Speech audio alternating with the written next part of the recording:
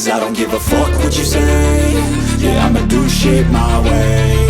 So you can go kick rocks, I'ma stack bricks up, build what I want to make. Yo, I got a lot of shit. What's going on? It's your host, your boy, George Mackay, and I'm here with the one and only. It's Uncle Bobby B, baby. That's right. And today, we are not doing a watch-along. We are not doing a recap or a rewind. No. Today, we are skipping all of that. We're going to give you our top 10 MLW moments of 2022. And we compiled a pretty strong list. We're going to maybe get into a little bit of discussion, but we comprised a pretty good list. Rob, what do you think about our list? You think our list is solid? Okay, it's pretty good list. All right, then here we go. We're going to get into it right now. So without further ado, we're counting down from 10 to 1, 10 being a cool moment, 1 being the best moment of 2022 in our eyes for MLW. Here we go, number 10. And it is none other than... Go ahead, Rob. It's the Weapons of Mass Destruction match. That's right. It was Jacob Fatu and Mads Kruger going at it following the dissolution of Contra. And it was a wild match. There was weapons. There was Anthrax. Hey, there was Anthrax. And it culminated in a burning of Mads Kruger's face, or his old mask, if you will, which was very much Riddler-esque. After the Batman movie dropped, it was getting a lot of similarities between the two masks. So they opted for the new mask that I feel is a lot better than the old mask. Love the new mask. You can hear him.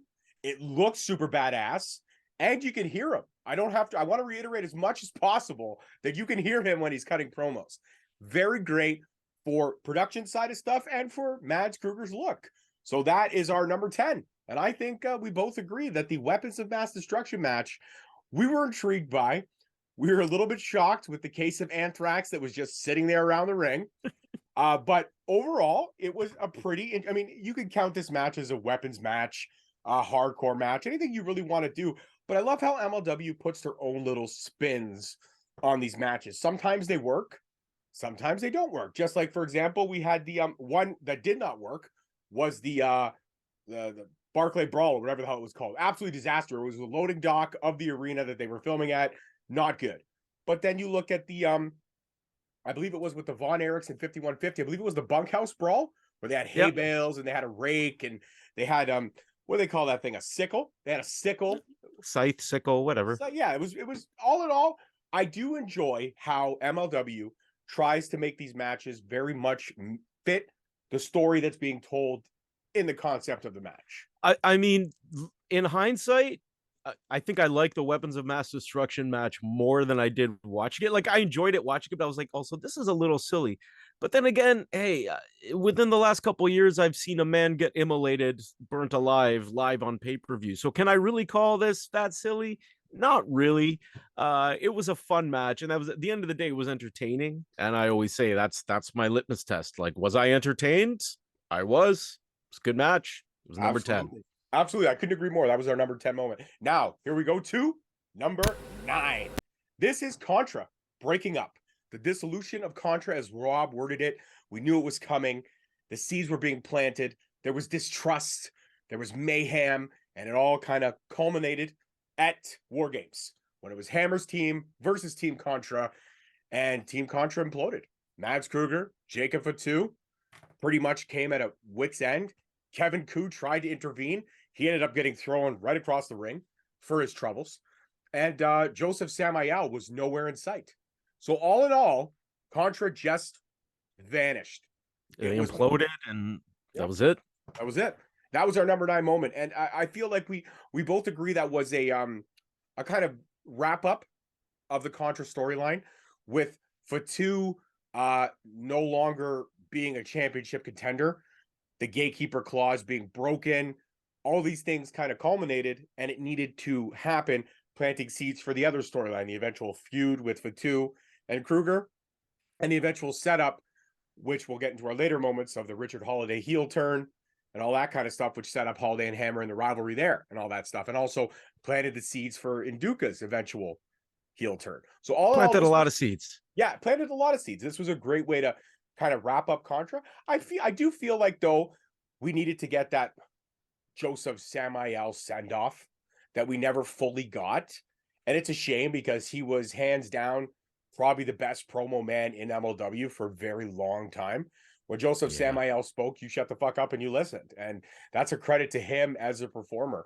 And I feel like that was the only missing piece. But all in all, Contra breaking up was a pretty solid moment for 2022. Very early on in 22, I might add. It was March. And in February, beginning of March, where Contra imploded. So all in all, solid. And it was, it was the beginning of that kind of turn for Jacob Fatu of being not so much a heel and more of a, I don't even want to say a baby face. He's just kind of like a badass. He's himself, but the fans are getting behind him, right? So that was another big that implosion of Contra really set the stage for a lot of what was going to happen in MLW in 2022. Absolutely, and like you said, it was right. It allowed Jacob Fatu a little bit more freedom with his character to go back to his roots in LA to kind of get those little vignettes that we got from him behind, which were great. No, they were fantastic. They were the things we looked forward to in a lot of episodes were these little like 5-minute clips that we were getting between him and Nduka. There was so many great clips came out of that. All right, here we go. Number 8. I'm gonna let Rob tell this one, but number 8 is a relatively new moment. But go ahead, Rob. It is, but number 8 is basically everything Mance Warner. We're big fans of Mance Warner up in here. We like to have a couple beers, do a little Mance Warner. He's fucking awesome. I love Mance Warner. He brings levity, but he can go. His promos, he's getting like a minute or two now every segment just to cut a promo. Absolutely first-rate stuff. He's hilarious. Can't get enough Mance Warner. He's been a great spark into the MLW roster. It's been great. No, the comedy aspect for Mance Warner is great, but like you said, he can go. And I'm firmly behind Mance Warner. I believe Max Kruger is Doc Gallows. No, for fuck's sake. No, but that's another great part of it is Mance Warner just being Mance, but all the little things they've done and the comedy aspects, Microman and him, shotgun and beers. There's been a lot of great moments, and it's only been literally about a month and a half to 2 months of Mance Warner, but there's already been a lot of moments, which is enough for us to put him at number 8 on the list because everything he's done from his debut or return, I should say, to MLW has been nothing short of incredible. So shout out to Mance Warner and shout out to the creative team of MLW because keep this going. We want to see more Mance in 2023. We need more Mance Warner, baby. Absolutely.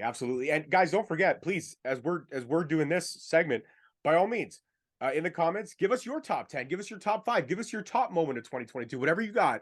Let us know your thoughts and feelings about MLW and what your favorite moments of 2022 were. All right, number 7.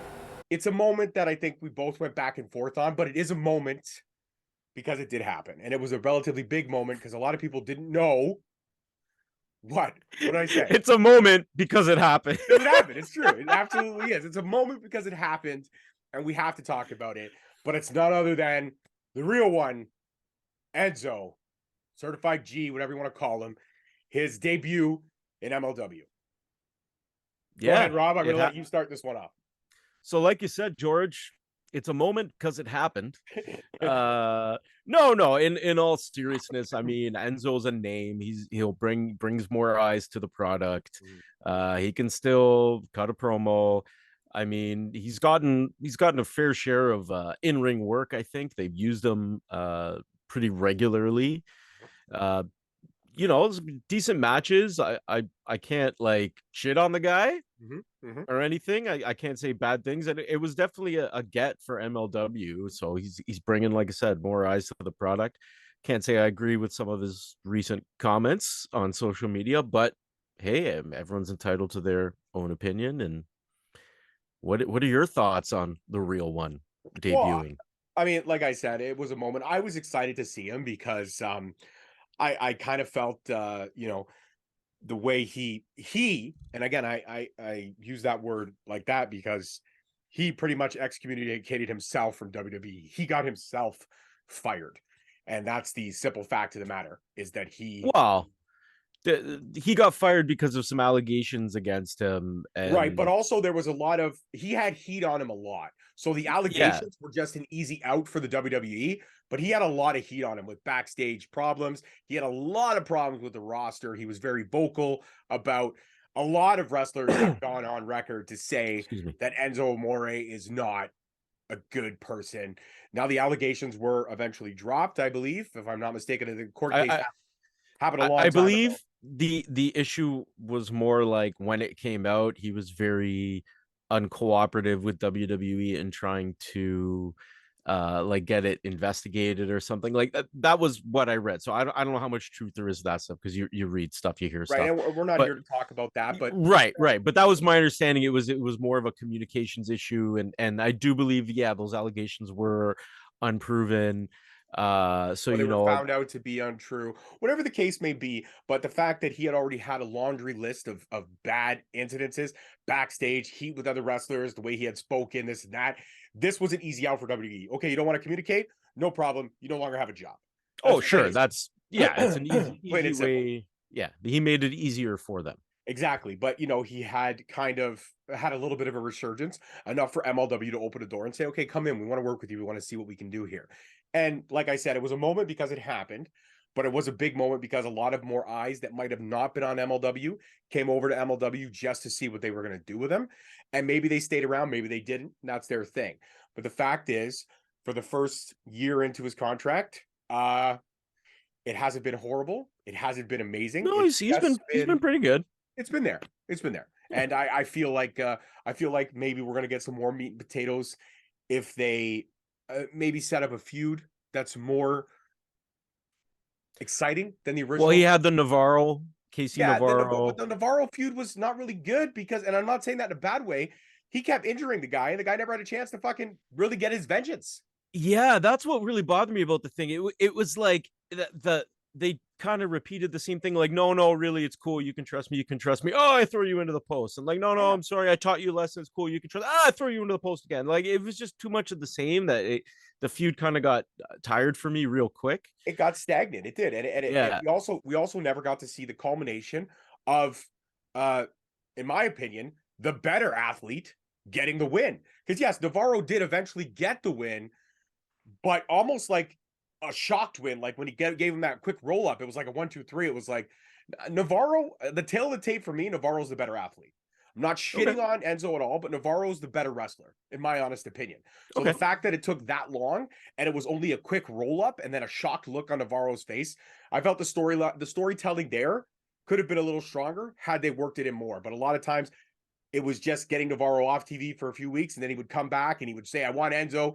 They would get in the ring. I'm sorry, kid. And then boom, same thing happens again. How many times can you get thrown into a ring post? It didn't make a lot of sense. It didn't enjoy the way it was booked personally, exactly. but exactly. Okay. But hey, it was a moment and it happened. And here we go. Now we're going on to number 6. Number 6 is a relatively new moment as well. We went back and forth with this list a lot of where we thought things should rank up. And number 6 is the heel turn by EJ Nduka. That's right. The Nduka heel turn, getting the opportunity from Hammer, finally shaking his hand, and they're going to get it. It's going to happen. And then he proceeds, after Hammer granting him the opportunity, he proceeds to attack him anyways and put him through a table about 4 times. That table won that round. I'm not going to lie, because they didn't take the plastic bracing off the sides. Had they, the table would have not won, but the table won that round of that, that 3-way dance, because there really was a 3-way dance between Nduka, Hammer, and the table. And the table stood the test of time in that match. I'm not going to lie. The table did. But table hung out. What did you feel about the Judge heel turn? It was, I think we kind of saw like the seeds planted, but we weren't sure if it was when they were going to pull the trigger, if at all. I thought it was an interesting, I looking at it from a booking perspective, like, okay, we need somebody to feud with Hammer.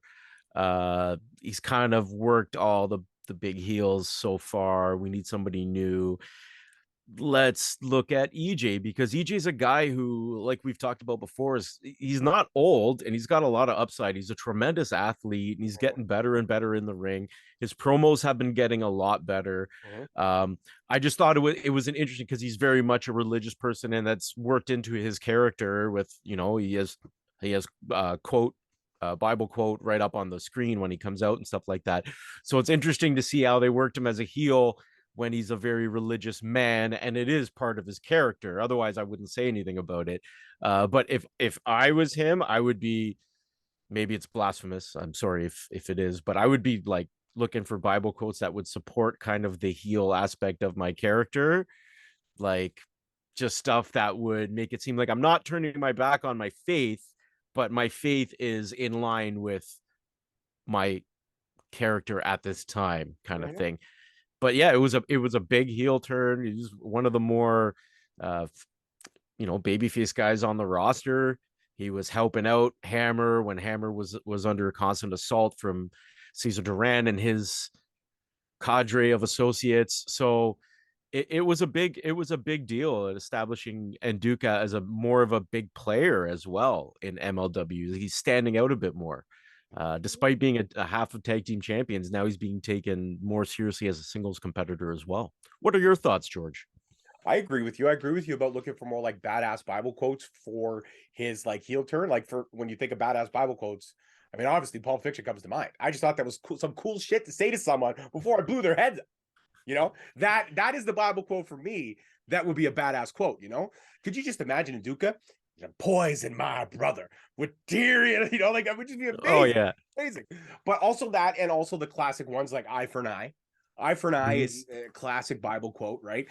Yeah, looking for more of those, not so much dark, but those more of aggressive Bible quotes. Because if you do read the Bible, there are quite a few aggressive quotes. and a lot of it's up for interpretation, right? So you can Absolutely. take something and interpret it in a way that supports your character. And again, I don't mean to offend anybody's faith. So if that's No, blasphemous, no, we're not apologize. offending faith. I'm just saying, Yeah. like when you think of badass Bible quotes, I mean, fucking Pulp Fiction comes to mind, 150%. 100%. Absolutely. That and so many other things. Like, you know, I've given 1 million foot massages and they've all meant something. You know what I mean? Like, there's a lot of things. I'm the foot fucking master.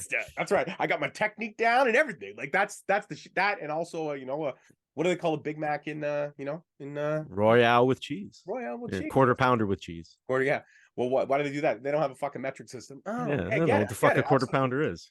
Absolutely. So there's a lot of great things there's a lot of great things that come from Pulp Fiction for sure. But yeah, you know what? Honestly and truly, in Duke's heel turn was not so much perfect timing. I don't agree with, but I do agree with that Hammer needed somebody to feud with after we got the unfortunate news about Richard Holiday having, Hodgkin's lymphoma. He has to, take time off to, get better. And we hope he does. We really do hope he does. He's a big 100%. He's been on the show a few times. He's a great person. And, we wish him all the best. But with that storyline kind of having to be shelved for medical reasons, they needed to have someone feud with Hammer. So it wasn't so much perfect timing, but it was what needed to happen. It's like that saying, it's not the hero that we want, but it's the hero that we need now. It's what we needed right now. So yeah. I'm excited to see where it goes. 2023, we know this feud is definitely going to pick up steam. And I'm also very excited to see how the table fares in this feud. I believe that the table will triumph and it will survive a few more attempts to go through it. 100%. Okay. I'm shitting on it. But honestly and truly, I'm excited for the turn. And I thought Nduka's done well with the way he's been booked so far as a heel. So we wish that feud the best of luck. And hopefully it has that ending that we've been looking for. And Absolutely. now we're in the top 5. And you can't talk the top 5 without talking the hottest faction in MLW. Rob, go away with our number 5. Oh, well, we're going to be talking about the Samoan SWAT team. That's right. The resurgence of that tag team who that moniker has been used before. Of course, everybody knows Samoans have such a rich tradition in wrestling, and we've got Lance. Yeah, we've got Lance Anoa'i, who's a member clearly of the Anoa'i family, and Juicy Finau. And we're talking about the Samoan SWAT team and the Samoan Chop Shop, which was some of the funniest shit we have seen. Just had us both like, not since 5150 and some of their promos did I laugh so hard at something in MLW. Absolutely. It was just great. Can't say enough good things about these guys. They're definitely in line for a tag team title run. Lance is young. He's got lots undefeated since they debuted. It has to happen. Has to. They're the new 50. They're like the new 5150 since 5150 departed. And shout out to Slice. Hope your Achilles heals quick, my man. Yeah, absolutely. Shout out to Slice. Shout out to Danny Limelight. Danny's thriving. He's working. He's doing Oh, well. absolutely. Shout out to Julius Smokes. Shout out to Homicide. Shout out to Conan. Shout out to everyone that was involved in 5150 and how epic that tag team run was. And the Samoan SWAT team, they're the truth. And if anybody could chop the shit out of Cesar Durant's, office, they did it, and they did it with style, and they did it with class, man. They really did. They did it with class. They that was if you don't know the promo that we're talking about, luckily enough for you, I did post it on the Straight Talk Wrestling Instagram page. Just go through the reels. You'll see it. It's worth it. Scroll down a little bit, but trust me, scrolling through, it's worth it to get that epic promo. And now, number 4. And number 4, we can't talk about the best guest, one of the best guests that MLW Rewind has ever had. He's come on the show multiple times whenever we asked him. And he had a hell of a debut in 2022. He had a hell of a run in 2022. And he's the leader of, again, another hot faction in MLW, and that is none other than the Suplex Assassin, Alex Kane. What a fucking year this cat has had. Alex has been amazing. I mean, late in the year, the Bumaye Fight Club, unfortunately, losing 2 titles. But it was also revealed that Alex is in possession of the Opera Cup. So technically that's a title, some kind of, maybe. But what a year. He's been taking on all comers. He's been traveling. He got to go work in Germany. He got engaged. He's been dominant in the ring. His promos have just gone from strength to strength. His wrestling goes from strength to strength. He's cut some weight off. He's looking great. Despite the title loss, Alex Kane is thriving, and that's a guy you should keep your eye on, because I assure you, the other promotions are keeping their eye on Alex Kane. He's got tremendous upside, and I can't really think of anyone in MLW that really had as good of a year as Alex Kane did.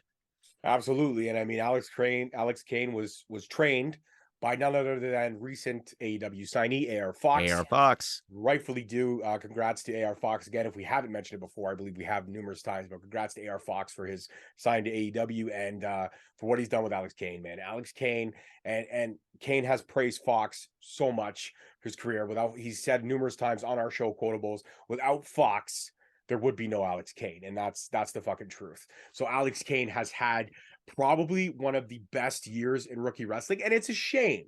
It's a shame that PWI and that Sports Illustrated, they don't recognize the years that a lot of these younger cats have had, because I get it, they want to go for the bigger names and such, but I feel like Alex Kane should have been ranked a lot higher than he was, and that's my honest opinion. And the fact that what also shocked me too, and I'm gonna air my grievance right now, Sports Illustrated, if you're watching, I feel that your top 10 left a lot of MLW cats off the plate. And I get it, I understand it, but I feel like Davey Richards had a great year and was underlooked for the year that he's had in wrestling in general, not just in MLW. And I also feel like Alex Kane had a great year too. I don't agree with Sports Illustrated's top 10. I really don't. It's hard to pick top 10 wrestlers when you're factoring in how big it is globally, all the promotions, tag teams, all that stuff. I looked at that list and I said, yeah, a lot of those people did have really good years. But when I looked at the list, I looked at it, and this is how I looked at it. I went, it looks like somebody was like, oh, we got to write this list. Pick like some wrestlers who had really good years, and then make sure there's like 2 or 3 women, a Mexican, and a person of color on there. And that's exactly how the list read to me. Like, not to say those wrestlers didn't have a great year, but it looked like it was just like they tried to be politically correct with the way they placed everything, and they didn't really factor in, like, New Japan barely got, even Will Ospreay was on there, but nothing against Masha Slamovich. She's awesome, but could you say she had a better year than Josh Alexander? No. And then I know we're going off topic, but like, yeah, then there would have only been Bianca Belair on the list, and then it would have looked like, oh, there's only one woman, and it's hard to do top 10. So I felt like they tried to represent a little bit of everything. Couldn't argue with either of FTR being on there. They had a tremendous year, but yeah, MLW not really represented in there, and it's a shame. They really need to take in more of wrestling globally and look at everything.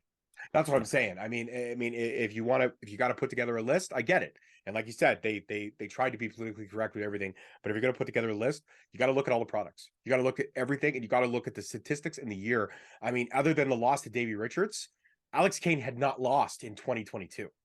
Just No, gonna he say was that. killing it. He was absolutely killing it. And like you said, Josh Alexander, January 4th, he will be the longest reigning Impact Wrestling champion, period. His name is at the top of the list. And the people that he's faced, the matches that he's had, you telling me that 2022 wasn't the year of the walking weapon? You're out of your fucking mind. And again, I get it. We're going off topic, but I had to air my grievance and I did. And now we're going to move on. All right. Number 3, I'm going to let Rob talk this one because this was one that we had a little back and forth on. So number 3, Rob, if you don't remember what number 3 is, I'm pretty sure you do. But I do. Okay, if you don't remember what number 3 is, go ahead. You're going to do 3 and 2, and then I'll do 1 because I actually took your thunder on 4, and I apologize. Oh, so that's okay. Number 3. What's our number 3 moment of the year? Well, number 3 would be the much anticipated match. Finally, we got it. It was Hammer and Fatu, and it was unfortunate that Hammer injured his ankle, and that kind of put a damper on the match. But despite that, it was still a great match. It was so anticipated. The build up over the pandemic with wrestling stopping, and it was storyline from it was a 2.5 year storyline. Finally came to culmination. It was a good match. Again, hampered by the injury, but we got what we were expecting out of it, which was Alexander Hammerstone as the world champion. And I was just happy that they finally were able to wrap that up in such a nice way. And it was a new era for MLW. It was the Contra era was basically done, and it was the Hammerstone era moving forward. Absolutely.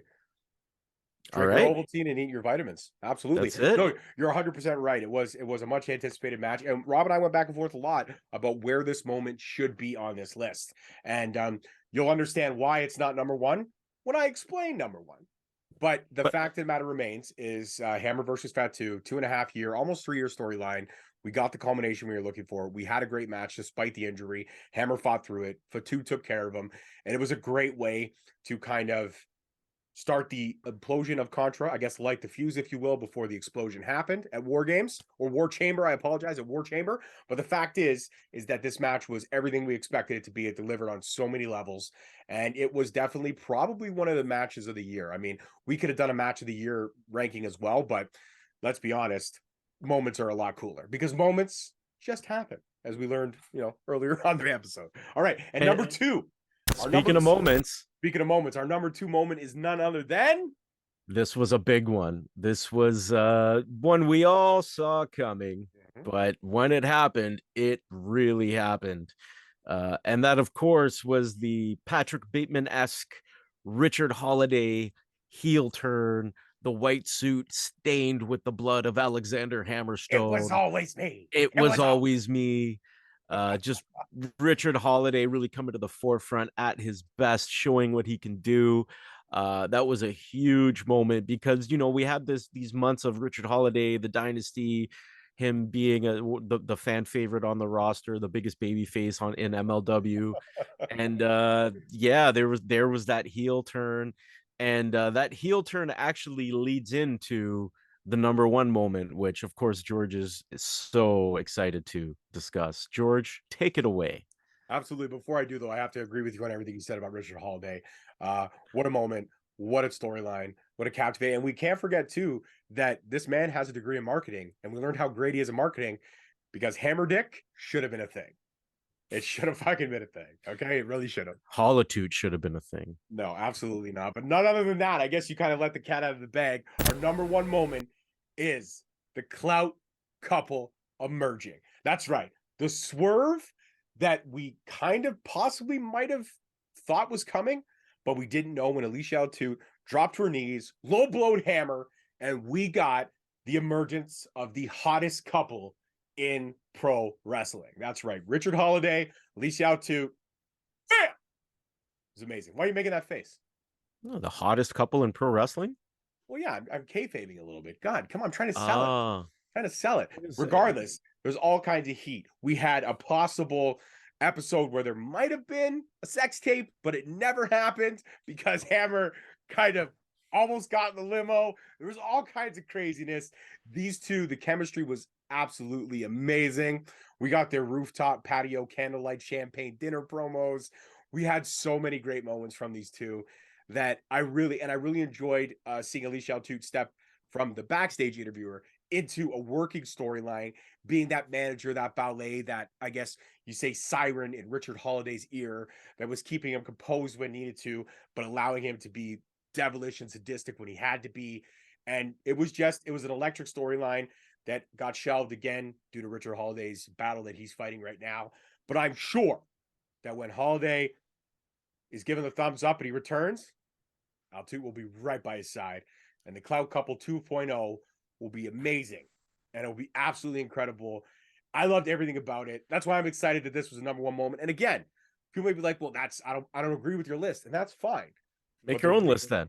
Make your own list. Absolutely. What? Let us know in the comments. But the fact is that this moment was huge. That swerve was a swerve that some people might have saw coming, but a lot of people didn't.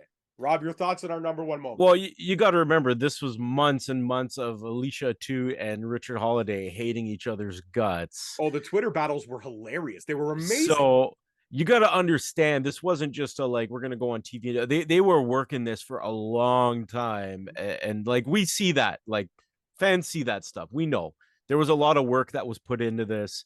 And like you said, George, it's great to see Alicia stepping out. She's got enough personality. She's not just somebody who can stand back and ask questions.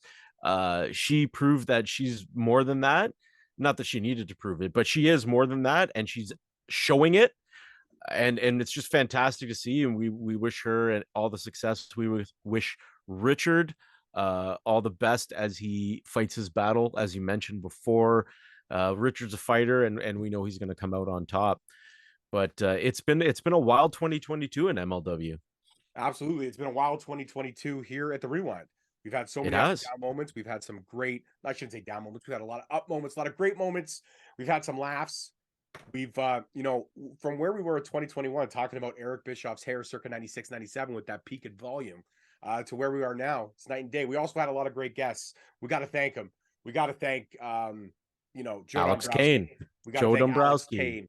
We got to thank, so many people that, the shares that we got, the support that we got from guys like Hammer sharing our product, from Richard, from Alicia. Like, they have really helped Rewind grow to where it is. And without them, we wouldn't be here. And we appreciate the love that the MLW roster has shown us. And especially, we appreciate you all. We appreciate everything from the roster to the production side to Court Bauer to Caesar Durant to everybody, all the way down to Microman. We appreciate everyone. And that's not a shot. We love Microman. And when we're talking biggest, smallest, and there's a lot of memories that we could have talked about. A couple honorable mentions for me would have been the return of Taya Valkyrie and her capturing the featherweight title. And Rob, do you have an honorable mention as well yourself? Do you have anything off the top? Honorable mention, probably Microman, dude, because I believe he debuted this year, no? He did. He absolutely did. Yeah, so Microman has been a lot of fun on the roster, and he's so over. So that was an honorable mention for me. But I also want to mention one thing quick, because it's been in the news kind of, and it does pertain to MLW, because we've seen the real SAT, Los Maximos, in MLW recently. And of course, as you saw on AEW, Serpentico and Angelico starting a little thing called the Spanish Announce Project. And Los Maximos have been very vocal on social media about how pissed off they are. As they should. And I think as they should. They should. So it's been a bit of a highlight for me that they came back, seeing them work again in MLW, the originators of the Spanish Fly, the OGs. I'm sorry that you guys got ripped off, because frankly, I don't mean to put anyone else down, but you absolutely got ripped off, and it's very unfortunate. And I hope the credit is given where credit is due. Absolutely. Wrongs will be written for sure. And as we wrap up a great year in MLW, great year in wrestling period, a wild year in wrestling, I'm going to take this moment to thank everyone that's watched us, tuned into us, enjoyed us, checked us out for the first time, maybe didn't come back, maybe did come back. We love everyone of the support, and have a safe and happy new year. And I guess if anybody wants to know my New Year's resolution, fuck it, I'm going to say we got a little bit of time left. My New Year's resolution is just to branch out. Maybe go beyond wrestling. Try something new. Try something different. It's been a great 6 years. I'm not saying we're going to, get rid of Rewind, because we're not. Rewind is here to stay. I kept the flagship going after the debacle that started it all, and Rob came and helped me carry the torch. So I will forever be grateful for that. And, I'm going to just branch out more, have more fun, realize that, go back to what originally got me starting podcasts was my love of just speaking, because I can talk an absurd amount. And a lot of times I don't breathe. and I know that, and I'm going to work on that too. Rob, what's your New Year's resolution? My New Year's resolution is to just probably work harder and branch out a little more myself, take on some new opportunities, work hard with my band, do more podcasting, and just try to be a better person, I guess. I don't know. Does that sound cheesy enough? No, it absolutely does. It sounds perfect. It sounds Maybe wonderful. smoke less cigarettes because I smoke a lot. No, your boy's quitting. December 31st is my final day. Surprised you didn't say that.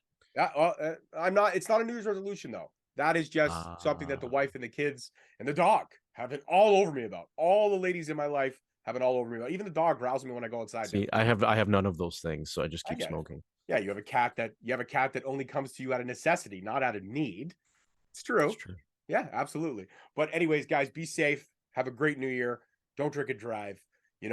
Go to your parties, have some fun, arrive alive. That's the most important thing. Yeah, do not drink and drive. It is not good. And it makes you an asshole. Absolutely. So stay off the road. If you're drinking, stay off the roads. Uber, taxis, that's what they're there for. Yep. Happy New Year from the MLW Rewind team, and all the best to you in 2023 when we will be back covering MLW, because that's what we do. Absolutely. Peace, love, and wrestling. Happy New Year. We'll see you in 2023. Peace. Adios. Cause I don't give a fuck what you say. Yeah, I'ma do shit my way. So you can go kick rocks, I'ma stack bricks up, build what I want to make.